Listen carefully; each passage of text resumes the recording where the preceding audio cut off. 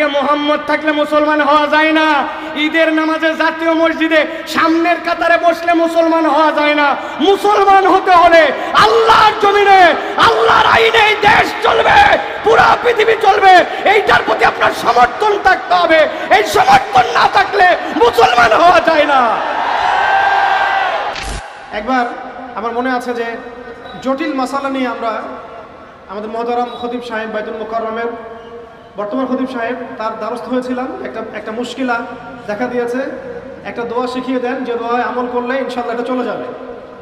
তা আমাকে তিনি পার্সোনালি বলেছিলেন যে এই দোয়াটা যেটা আমি এখন শিখিয়ে দিচ্ছি আপনাকে, এই দোয়াটা জিবরাইল আলাইহিস সালাম রাসূলুল্লাহ সাল্লাল্লাহু আলাইহি ওয়াসাল্লামকে শিখিয়ে দিয়েছিলেন এবং রাসূলুল্লাহ সাল্লাল্লাহু আলাইহি ওয়াসাল্লাম এই দোয়াটা খালিদ বিন ওয়ালিদ রাদিয়াল্লাহু আনহুকে শিখিয়ে দিয়েছিলেন। তো শোনার এবং শেখার খুব আগ্রহ ছিল, তা আমি লিখে নিচ্ছিলাম এবং নোট করছিলাম। এই দোয়াটা যদি আপনারা পড়তে পারেন, ভবিষ্যতের যে কোনো শঙ্কা, আশঙ্কা, বিপদ আপদ, বালা মুসিবত, এই বিষয়গুলোর ব্যাপারে আল্লাহর পক্ষ থেকে একটা সাকিন এবং সুকুন হৃদয় নাজিল হবে। আমাদের আপনার ভাই মাশাআল্লাহ ইনশাআল্লাহ সিলেটের এমপি হবে, আল্লাহ কবুল করেন। নির্বাচনের শরীয়ী পদ্ধতি কি আমি শুধু একটু বলছি। আমি জানি আপনারা এখানে অনেকে আছেন যে হযরত গণতন্ত্র, এই তো বিষয়টা। আচ্ছা একটু মন দিয়ে শোনেন 2 মিনিট। আচ্ছা গণতন্ত্র এই বিষয়টা কি 1863-তে আপনার আব্রাহাম লিঙ্কনের সেই যে এক ধারা সে আবিষ্কার করলো যে democracy is the government of the people, by the people and for the people.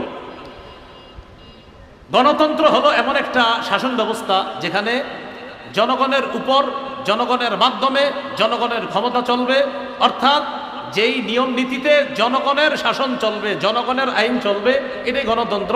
সেখানে গণতন্ত্রে দেশের মালিক হবে জনগণ আর তারা আইন করবে। আর আমরা বলি রাষ্ট্র, এটার মালিক হলো আল্লাহ। অনেকের গেঞ্জির পিছনে লেখা আছে people are source of all power, জনগণ সকল ক্ষমতার উৎস। নাউজুবিল্লাহ, জোরে বলি সকল ক্ষমতার উৎস কে? আল্লাহ। এটা প্রথম কথা। তাহলে গণতন্ত্র এটা তারা বললো, এটা হলো একটা বিষয়। আমাদের কথা হলো সূরা বানী ইসরাঈলের 111 নম্বর আয়াতে যে কথাটা আছে, একদম সূরা বানী ইসরাঈলের সর্বশেষ আয়াত, ওয়ালাম ইয়াকুল্লাহু শারীকুন ফিল মুলক, আল্লাহর রাজত্বে কোনো শরীক নাই। বলেন আল্লাহর রাজত্বে কি নাই? শরীক নাই। দেশের রাজত্ব কার? এই আল্লাহর রাজত্বে কোনো শরীক নাই। এটা ইসলামী আকীদা যে দেশের রাজত্ব হবে এটা আল্লাহর মালিকানা। এটা গণতন্ত্র, এটা মালিক হবে না। এটা আমাদের ইসলামী মূল্যবোধে বিশ্বাসীদের আকীদা। আচ্ছা সূরা ইউসুফের 40 নম্বর আয়াতে আছে ইনিল হুকমু ইল্লা লিল্লাহ, বিচার ব্যবস্থা শুধুমাত্র আল্লাহর পক্ষ থেকে হবে, আল্লাহই বিধানদাতা, আল্লাহই বিধান করবে। কথা সঠিক। এটা হলো প্রথম কথা। দ্বিতীয় কথা খুব ভালো করে মনে রাখবো, ইসলামী হুকুম অনুযায়ী গণতন্ত্রের যেই বিধান, এই বিধানকে মানতে হবে। এই বিধান না মানার কোনো সুযোগ নাই। ইসলামী হুকুম অনুযায়ী গণতন্ত্রের পক্ষে কেউ না, কোনো ওলামায়ে কেরাম না। এটা হলো দ্বিতীয় কথা। এবার মূল কথাটা শোনেন। তাহলে হুজুর যেহেতু গণতন্ত্রের পক্ষে না তো কি করব? এখন ওলামায়ে কেরামের মধ্যে 2 দল। এক দল বলেন গণতন্ত্রের বর্তমান পদ্ধতিতে দেশে স্বেচ্ছায় অথবা ইচ্ছায়, ইচ্ছা করে হোক স্বেচ্ছায় হোক, মানুষকে বাধ্য করা হচ্ছে এই পদ্ধতিতেই মানুষ যেন তাদের ক্ষমতা প্রতিষ্ঠিত করে, মানুষকে বাধ্য করা হচ্ছে। বাধ্য করার কারণে ওলামায়ে কেরাম আজিমত এবং রুখসতের মাসালার মধ্যে রুখসতটা গ্রহণ করে ওলামায়ে কেরাম চিন্তা করলেন যদি ওলামায়ে কেরাম দায়িত্ব না নেয় নাস্তিকদের হাতে দেশ চলে যাবে। ওলামায়ে কেরাম যদি দায়িত্বে না আসে তাহলে ইসলামী বিরোধী যারা শক্তি আছে তারা এদেশে তাদের শক্তিশালী পাকাভুক্ত হবে। তখন ওলামায়ে কেরামের মধ্যে একদল বলেন সুতরাং নাস্তিক্যবাদী শক্তিকে রহিত করার জন্য এই পদ্ধতিতে জনগণের অংশগ্রহণ করা আবশ্যক। এটা এক দলের অভিমত। আরেক দল বলেন জায়েজ। একদল বলছে আবশ্যক, আরেক দল বলছে এটা জায়েজ। এই পদ্ধতিতে অংশগ্রহণ করে নাস্তিক্যবাদের বিরোধিতা করা এবং আল্লাহর হুকুম পৃথিবীতে প্রতিষ্ঠিত করার জন্য চেষ্টা করা। না আমি জানতে চাই আমাদের আবরার ভাই এখানে আছে, আপনার তো এই নিয়তে আছে নাকি অন্য কোনো নিয়ত? আমাদের আবরার ভাই মাশাআল্লাহ ইনশাআল্লাহ সিলেটের এমপি হবে, আল্লাহ কবুল করেন। তো যাই হোক, আবরার ভাইয়ের সাথে আমার ভালো পার্সোনাল সম্পর্ক একটু মধুর, এই জন্য একটু হাসাহাসি করলাম। আপনারা আবার দোয়া করেন, অন্তর থেকে দোয়া করেন, আল্লাহ তৌফিক দান করেন। হ্যাঁ, এখন এই পদ্ধতিতে জনগণ অংশগ্রহণ করবে, করার পর এখানে মনে রাখতে হবে 4টা কথা। বলেন সাক্ষ্য, সুপারিশ, প্রতিনিধি, আমানত। সাক্ষ্য, সুপারিশ, প্রতিনিধি নির্বাচন, উকিল নির্বাচন, আমানত, এই চারটা কথা। এবার বলেন, ভোট মানি হলো সাক্ষ্য দেওয়া, সুপারিশ করা, উকিল নিযুক্ত করা, আমানত রক্ষা করা। আপনি যে কারো পক্ষে আপনি একটা কথা বলতেছেন যে আমি অমুককে প্রতিনিধি বানাবো, এই প্রতিনিধি বানানোর অর্থ হলো এক নম্বর আপনি তার পক্ষে সাক্ষী দিতেছেন, আপনি তার পক্ষে সাক্ষী দিতেছেন। এই সাক্ষী আপনি তার পক্ষে এটা যে দিতেছেন এটা বুঝে শুনে আপনি তার পক্ষে সাক্ষী দিতে হবে, এটা হলো এক নম্বর কথা। তো এই যে দ্বিতীয় নম্বর কথা, সুপারিশ করা, সূরা নিসার 85 নম্বর আয়াতে আছে, মাইয়াশফা শাফাআতান হাসানা ইয়াকুল্লাহু নাসিবুম মিনহা, যে সঠিক ব্যাপারে সুপারিশ করবে, সুন্দর সুপারিশ করবে, এটার সওয়াব সে পাবে। অমাইয়াশফা শাফাআতান সাইয়্যিআ, আর যে ব্যক্তি খারাপ ব্যাপারে সুপারিশ করবে, ইয়াকুল্লাহু কিফলুম মিনহা, সে এটার গুনাহের অংশও পাবে। এবার বুঝেন, একজন আল্লাহওয়ালা ব্যক্তি আর একজন খারাপ ব্যক্তি, একজন তাকওয়াবান মানুষ তাকেও চাইলে আমি নির্বাচন করতে পারি, আর একজন খারাপ মানুষ তাকেও নির্বাচন করতে পারি। এই আল্লাহওয়ালা মানুষকে আমি তার পক্ষে কথা বলা মানে হলো ভালো কাজের সুপারিশ করা, খারাপ মানুষের পক্ষে কথা বলা মানে খারাপ কাজে সুপারিশ করা। খারাপ কাজে যদি সুপারিশ করি কিয়ামতের ময়দানে আল্লাহর কাছে আমাকে দাঁড়াতে হবে। তাহলে এক নাম্বার সাক্ষ্য দেওয়া, আমি সাক্ষ্য দিচ্ছি। দুই নাম্বার আমি সুপারিশ করতেছি। তিন নাম্বার আমি উকিল নিযুক্ত করতেছি, প্রতিনিধি নিযুক্ত করতেছি আমার পক্ষ থেকে। আমরা যাকে দায়িত্বশীল বানাবো তিনি আমাদের পক্ষ থেকে ওকালতি করবে, আমাদের প্রতিনিধিত্ব করবে। চার নাম্বার আমানত, এটা একটা আমানত। প্রিয় ভাইয়েরা, এই আমানত যেন অপাত্রে না পড়ে। আর মুফতি শফি রহমতুল্লাহ আলাইহি লেখছেন তিনটা, সাক্ষ্য, সুপারিশ আর হলো প্রতিনিধিত্বের অথরিটি প্রদান করা। এই তিন ক্ষেত্রে মুসলমান বুঝে শুনে পা বাড়াতে হবে। আমি আপনি আগামীতে এই তিনটি বিষয় মাথা রাখবো যে আমি কিন্তু কারো পক্ষে হয়তো সাক্ষী দিতে হবে, আমি কারো পক্ষে সুপারিশ করতে হবে, আমি জনগণের জন্য কাউকে প্রতিনিধি নিযুক্ত করতে হবে।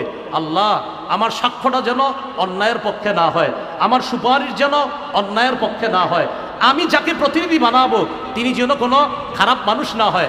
প্রিয় ভাইয়ারা, এই তিনটা কথা আরও প্রত্যেকে 10 জনকে জানায়া দিবেন যে আগামীতে তিনটা কথা মাথায় রাখবা। আমি যার পক্ষে সুপারিশ করব, আমি যার পক্ষে সুপারিশ করব তিনি ভালো মানুষ হয়, আমি যার পক্ষে সাক্ষ্য দিব তিনি যেন ভালো মানুষ হয়, আমি যাকে প্রতিনিধি বানাবো তিনি যেন ভালো মানুষ হয়। এই কথাটা পরিবারেও আলোচনা করবেন, সারা দেশে আলোচনা করবেন, আরও 10 জনকে জানায়া দিবেন, শোনো তুমি কিন্তু সাক্ষ্য দিচ্ছ, এটা ভালোর পক্ষে দিতে হবে। শোনো তুমি সুপারিশ করতেছ, ভালোর পক্ষে সুপারিশ করতে হবে। শোনো তুমি কিন্তু প্রতিনিধি নির্বাচন করতেছ, এই গরিব মানুষগুলার একজন প্রতিনিধি বানাইতেছ, সাবধান, খারাপ মানুষকে যেন তুমি প্রতিনিধি না বানাও, ভালো মানুষকে তোমার প্রতিনিধি বানাতে হবে। তো মুফতি শফি রহমতুল্লাহ আলাইহি বলছেন তিনটা, আর তাফসীরের কিতাব ঘাটাঘাটি করলে পাবেন 4টা, সাক্ষ্য, সুপারিশ, উকিল নিযুক্ত করা আর হলো আমানত। এই 4টি বিষয় সামনের দিকে আমরা রেখে কোরআন সুন্নাহ অনুযায়ী ইনশাআল্লাহ আমাদের পাগুলা যেন সামনে বাড়াতে পারি, উলামায়ে কেরামের পরামর্শে যেন চলতে পারি, আল্লাহ তৌফিক দান করেন। আজকে এইখানে যারা আছেন এই 4টা ক্ষেত্রে আমরা খেয়ানত করব না, হাত তুলে ওয়াদা করি ইনশাআল্লাহ। রাজি আছেন ইনশাআল্লাহ সকলে? আসসালামু আলাইকুম। পড়তে বলা হয়েছে আউযু বিল্লাহ, আউযু বিল্লাহ, অথবা আউযু বিকালিমাতিল্লাহি তাম্মাতি মিন শাররি মা খালাক, অথবা আউযু বিল্লাহি মিনাশ শাইতানির রাজীম, আউযু বিল্লাহিস সামিউল আলীম মিনাশ শাইতানির রাজীম মিন নাফখিহি ওয়া নাফসিহি ওয়া হামজিহি। একবার আমার মনে আছে যে একটা জটিল মাসালা নিয়ে আমরা আমাদের মহতারাম খতিব সাহেব বাইতুল মুকাররমের বর্তমান খতিব সাহেব তার দ্বারস্থ হয়েছিলাম। একটা মুশকিলা দেখা দিয়েছে, একটা দোয়া শিখিয়ে দেন যে দোয়ায় আমল করলে ইনশাআল্লাহ এটা চলে যাবে। তা আমাকে তিনি পার্সোনালি বলেছিলেন যে এই দোয়াটা যেটা আমি এখন শিখিয়ে দিচ্ছি আপনাকে, এই দোয়াটা জিবরাইল আলাইহিস সালাম রাসূলুল্লাহ সাল্লাল্লাহু আলাইহি ওয়াসাল্লামকে শিখিয়ে দিয়েছিলেন, এবং রাসূলুল্লাহ সাল্লাল্লাহু আলাইহি ওয়াসাল্লাম এই দোয়াটা খালিদ বিন ওয়ালিদ রাদিয়াল্লাহু আনহুকে শিখিয়ে দিয়েছিলেন। তো শোনার এবং শেখার খুব আগ্রহ ছিল, তা আমি লিখে নিচ্ছিলাম এবং নোট করছিলাম। এই দোয়াটা যদি আপনারা পড়তে পারেন, ভবিষ্যতের যে কোনো শঙ্কা, আশঙ্কা, বিপদ আপদ, বালা মুসিবত, এই বিষয়গুলোর ব্যাপারে আল্লাহর পক্ষ থেকে একটা সাকিনা এবং সুকুন হৃদয় নাজিল হবে। যা একটু বড়, যেহেতু এখানে তালেবে ইলমগণ অনেক, তারা তো শুনলেই মুখস্থ করতে পারবেন, তাই আমি নোট করে আনছি। এবং জ্ঞান তো লুকিয়ে রেখেও লাভ নাই, প্রচার করলেই লাভ, আপনারা আমল করলে আমি নাকি পাবো ইনশাআল্লাহ।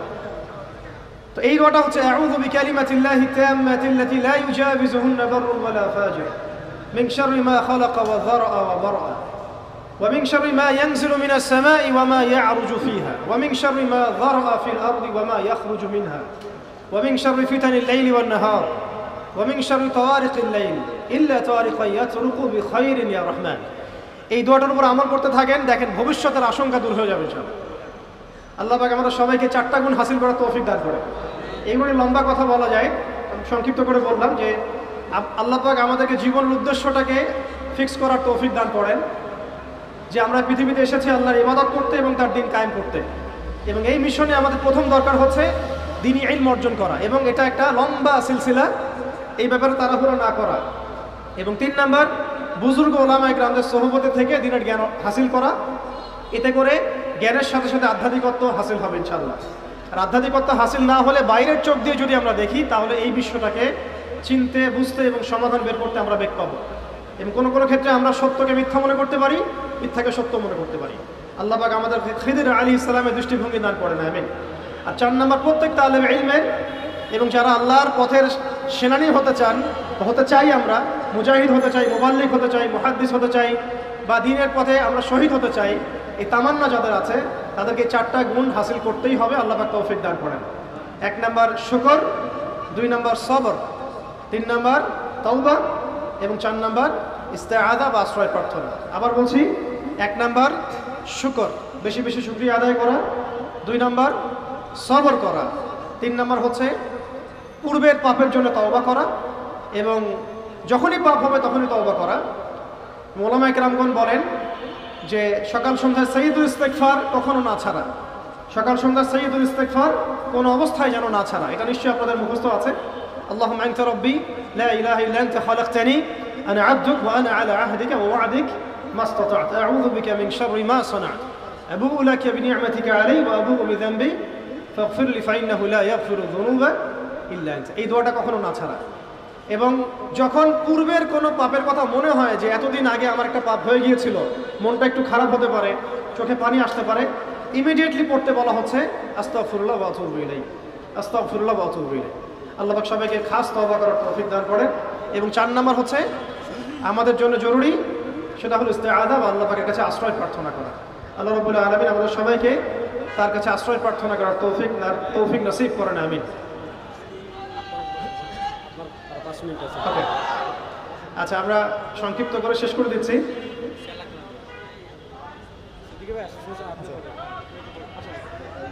আমাদের একজন বরেণ্য ওলামা কেরাম চলে আসছেন, তো আমাকে আরো ছোট করতে হচ্ছে। আসসালামু আলাইকুম। বলবেন না, ঠিক আছে, আপনার জিম্মাদারি পালন করতেছি। আল্লাহ। তো 4টা বিষয় বলেছি আমি। 5 নাম্বারটা হচ্ছে যে চলমান যে ফিতনাগুলো আছে আমাদের সামনে, এই ফিতনাগুলোকে কাগজে কলমে আইডেন্টিফাই করা। আমি সহজ করে দিই আপনাদের জন্য। আমাদের সামনে ফিতনাগুলো কয়েকটা ক্ষেত্রে বিভক্ত। একটা হচ্ছে ব্যক্তিগত ক্ষেত্রে ফিতনা, একটা হলো আমাদের শিক্ষা ক্ষেত্রের ফিতনা, একটা হলো আমাদের অর্থনৈতিক ক্ষেত্রের ফিতনা, একটা হলো সাংস্কৃতিক ক্ষেত্রের ফিতনা, একটা পারিবারিক ক্ষেত্রে এবং একটা রাষ্ট্রীয় ক্ষেত্রে, এবং এর চেয়ে বড় পরিসরে আছে বৈশ্বিক ক্ষেত্রে কিছু ফিতনা।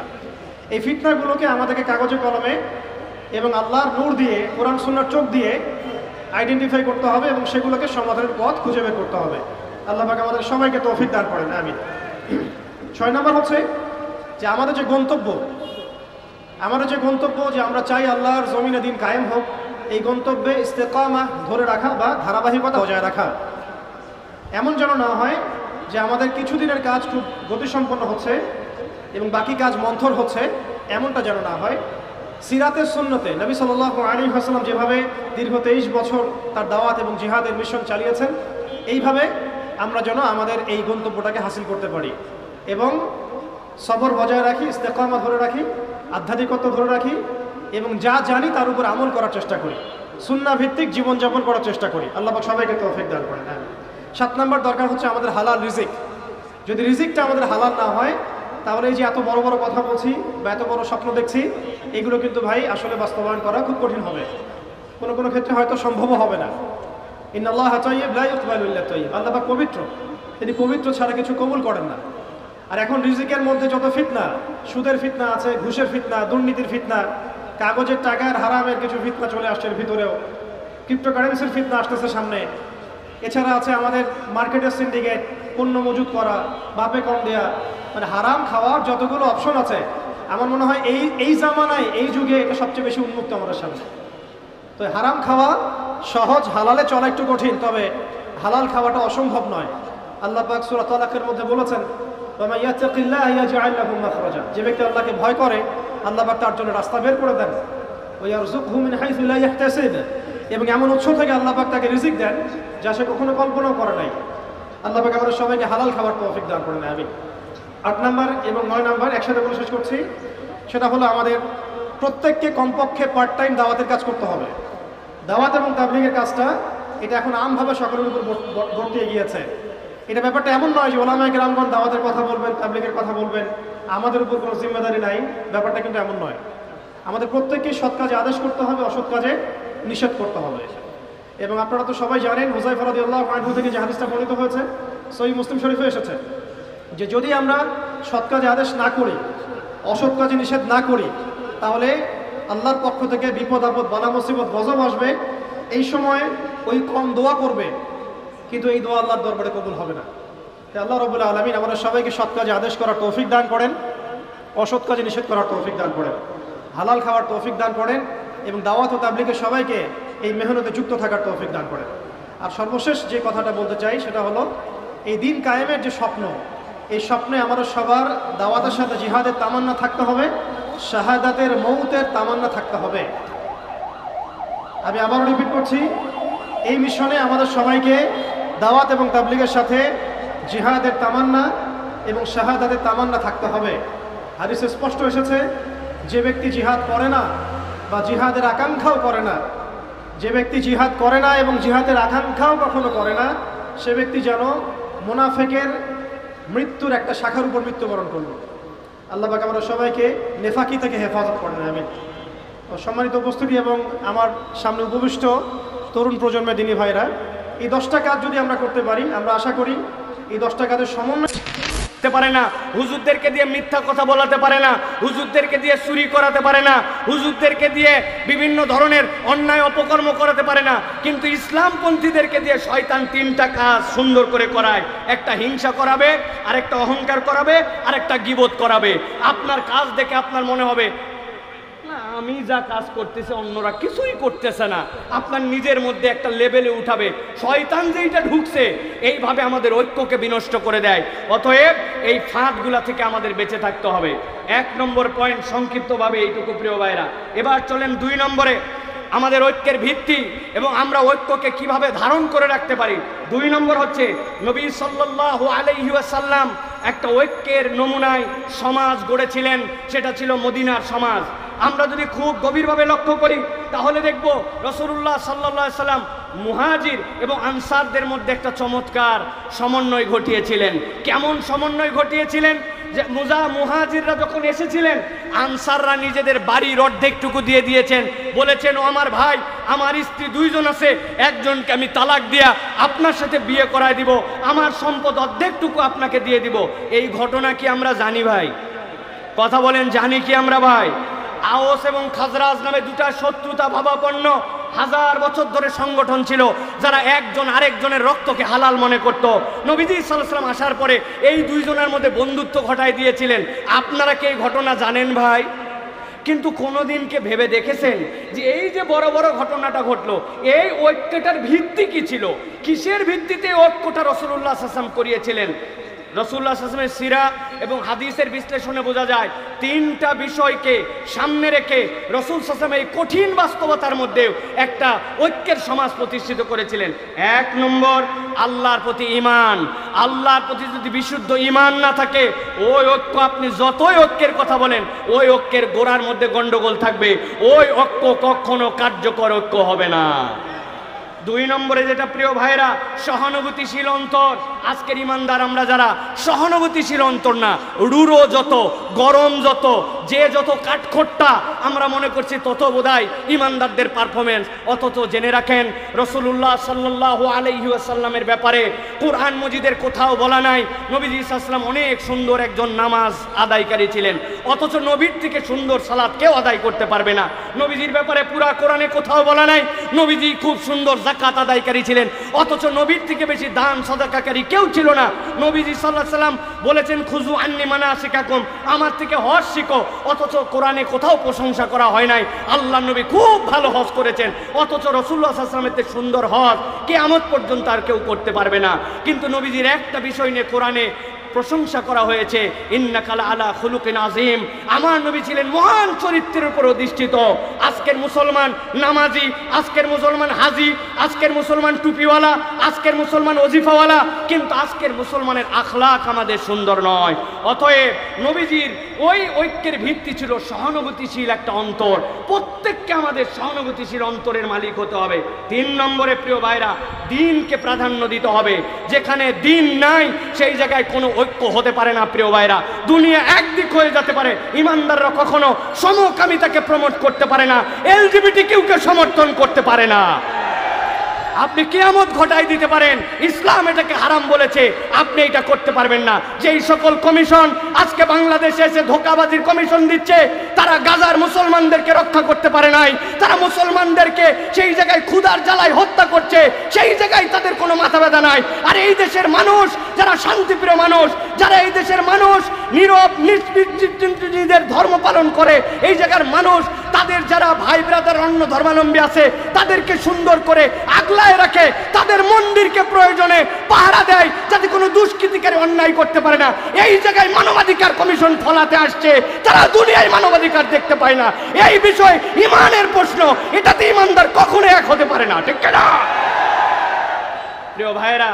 অতএব বলবো 2 নম্বর বিষয় এটা যে আমাদেরকে মনে রাখতে হবে নবীজি সাল্লাল্লাহু আলাইহি ওয়াসাল্লামের আদর্শ হবে আমাদের ঐক্যের ভিত্তি। মনে থাকবে এটা, দুনিয়ার কোনো আদর্শ আমাদের ঐক্যবদ্ধের ভিত্তি হতে পারে না। এই ভিত্তিতে ঐক্য হলে এই ঐক্য আল্লাহ রাব্বুল আলামিন ফাআল্লাফা বাইনা কুলুবিকুম, আল্লাহ অন্তরের মধ্যে জুড়াই দিবেন, শয়তান আর ওখানে ঢুকতে পারবে না ইনশাআল্লাহ। এটা গেল 2 নম্বর। প্রিয় ভাইরা, নবী করিম সাল্লাল্লাহু আলাইহি ওয়াসাল্লামের একটা হাদিস বলি, আপনারা জানেন, বুখারীর হাদিস। আল্লাহ নবী বলছেন আল মুমিনু লিল মুমিনি কাল বুনিয়ান ইয়াশুদ্দু বা'দাহু বা'দা, একটা বিল্ডিং যেরকম ইটের পরে ইট গেথে তারপরে সেটা একটা স্ট্রাকচারে দাঁড়ায়, একটা মুমিন আরেকটা মুমিন হচ্ছে এরকম বুনিয়ান। কোনো একটা মুমিনকে বাদ দিয়ে আপনি মনে করবেন যে আমি একা একা জান্নাতে চলে যাব, এইটা মুমিনের চরিত্র হতে পারে না। অতএব প্রত্যেকটা মুমিনের সাথে সহানুভূতিশীল হৃদয় নিয়ে তার প্রতি আমার ভালোবাসা রাখতে হবে। এইটা হবে আমার ঐক্য টিকিয়ে রাখার অন্যতম একটা দর্শন। 3 নম্বরে প্রিয় ভাইয়েরা, সমাজে যদি ঐক্য না থাকে তাহলে আমাদের কি হতে পারে একটু ভালো করে খেয়াল করেন প্রিয় ভাইয়েরা। আল্লাহ রাসূল সাল্লাল্লাহু আলাইহি ওয়াসাল্লাম ঐক্য প্রতিষ্ঠা করলেন, এরপরে সমাজ একটা সুন্দর সমাজের দিকে গেল। আল্লাহ রাব্বুল আলামিন কোরআনুল কারীমের সূরা আনফালের 46 নম্বর আয়াত, এই আয়াতের মধ্যে আল্লাহ রাব্বুল আলামিন দুনিয়ার মানুষকে বলছেন, শোনো, যদি তোমরা ঐক্যের মধ্যে ফাটল ধরাও, ইমানদারদের মধ্যে যদি ফাটল ধরাও, তাহলে তোমাদের সমাজের মধ্যে 3টা মহামারী, 3টা সমস্যা তোমাদের মধ্যে আসবে। সূরা আনফাল 46 নম্বর আয়াত, আল্লাহ বলছেন ওয়ালা তানাজারু ফাতাফশালু ওয়া তাযহাবা রিহুকুম। আল্লাহ রাব্বুল আলামিন বলছেন কোরআনুল কারীমের মধ্যে যদি কোনো বান্দারা নিজেদের মধ্যে বিভেদ ঘটায়, এই বিবাদে জড়ায় পড়ে, তাহলে 3টা সমস্যা তাদের মধ্যে হবে। 1 নম্বরে কি হবে? তারা ব্যর্থ হয়ে যাবে। 2 নম্বরে কি হবে? শক্তি তাদের চলে যাবে। 3 নম্বরে কি হবে? ওই সমাজের মধ্যে রহমত থাকবে না। নবীজি সাল্লাল্লাহু আলাইহি ওয়াসাল্লাম হাদিসের মধ্যে বলেছেন ইয়াদুল্লাহি মাআল জামাআহ, তোমরা যতক্ষণ পর্যন্ত এক হয়ে থাকবা, তুমি দেখতে পাও তোমার একতার শক্তি, তোমার চোখে ওটা পরিষ্কার হবে না, তোমার চোখে পরিষ্কার হবে না। কেননা আল্লাহ রাব্বুল আলামিন এই জামাতের উপরে আল্লাহর হাতকে রেখেছেন। প্রিয় ভাইরা, লিবিয়ায় বিখ্যাত যুদ্ধ হচ্ছিল, ফ্রান্সের সাথে, ওই ফ্রান্সের যুদ্ধে লিবিয়ায় মুজাহিদদের সাথে পারছিল না তারা। এক পর্যায়ে ফ্রান্স সিদ্ধান্ত নিল সম্মুখ সমরে মুজাহিদিনদের সাথে পারা যায় না, তারা তখন উপর থেকে হেলিকপ্টার গানশিপ দিয়ে হত্যা করার সিদ্ধান্ত নিল। মুজাহিদদের আমিরের কাছে মুজাহিদরা যে বলল, আমিরুল মুজাহিদিন, সামনের গেরিলা যুদ্ধে তারা আমাদের সাথে পারে নাই, কিন্তু এখন তো আমাদের আর কিচ্ছু করার নাই, আমাদের অস্ত্রের রেঞ্জ যে পর্যন্ত তার উপর দিয়ে তারা হেলিকপ্টার দিয়ে আমাদেরকে হত্যা করবে।